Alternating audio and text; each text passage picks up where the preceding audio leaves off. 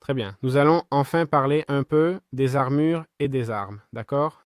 De Toxony. Dans le mode Toxony, on trouve une large gamme d'armures, d'armes et d'équipements spécialisés, tous liés aux toxines, huiles et affinités.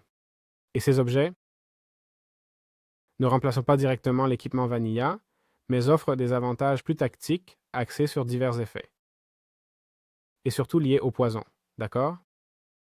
Alors, tout d'abord, nous avons différentes armures, comme la tenue de médecin de la peste que voici, qui, comme vous voyez, a fière allure. Elle nous donne une armure presque en cuir, fabriquée avec du cuir toxique, et ce n'est pas très coûteux à fabriquer, d'accord? En gros, cette armure, sa capacité principale est de réduire les effets négatifs, et plus on équipe de pièces, plus la durée des effets, comme la lenteur, la cécité ou autre, sera courte. Ensuite, on a le Hunter Armor Kit, d'accord? Donc, il y a aussi celui du chasseur professionnel, d'accord? Faisons le normal. Tuku, tuk, tuk. Voilà, on l'a. L'armure de fer et sa capacité principale est de réduire les effets négatifs, d'accord? Ah non, excusez-moi.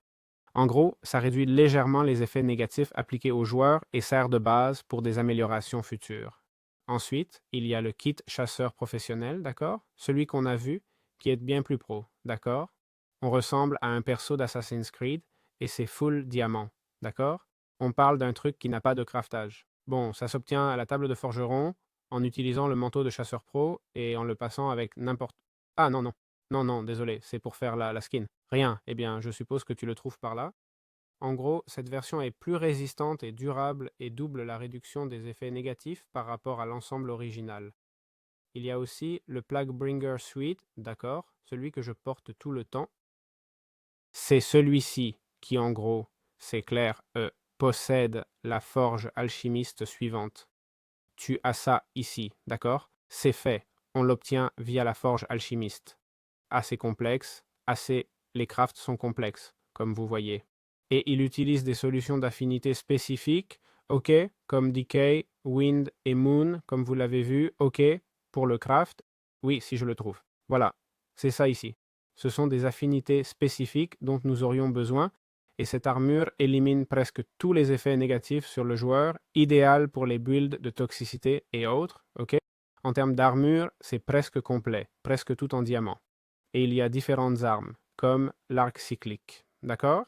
L'arc cyclique, qui est essentiellement une arbalète pouvant charger jusqu'à 3 projectiles et les tirer l'un après l'autre. Compris?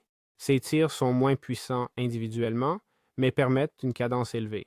Ensuite, il y a les carreaux. D'accord? Les carreaux sont les différents types de flèches, comme vous voyez, qui sont liés aux affinités qu'on obtient, ou plutôt aux huiles, non? Car ce globe fonctionne avec une huile. D'accord? Ensuite, nous aurions aussi le flintlock. Flint, pardon. Le flintlock, qui est cette arme ici, d'accord, qui est plus ou moins similaire. On peut le charger et l'utiliser pour tirer, d'accord? C'est une arme à feu qui s'utilise avec l'argent ancien et autres, compris? Nous l'avons. Argent avec composant flintlock. Je suppose que tu le trouves par là. Et enfin, il y a aussi le fléau, une arme physique, d'accord? Tu lances la boule, ça fait 15 dégâts, donc ça frappe fort, d'accord? Voilà. Ensuite, pour les armes d'alchimie, il y a l'épée de sorcière, d'accord? Qui a tout l'air d'appliquer du poison quand elle frappe. Allons, je vais vérifier, mais bon, voyons voir. Et ah non, c'est la lame de sorcière, pardon, qui se fabrique comme ça.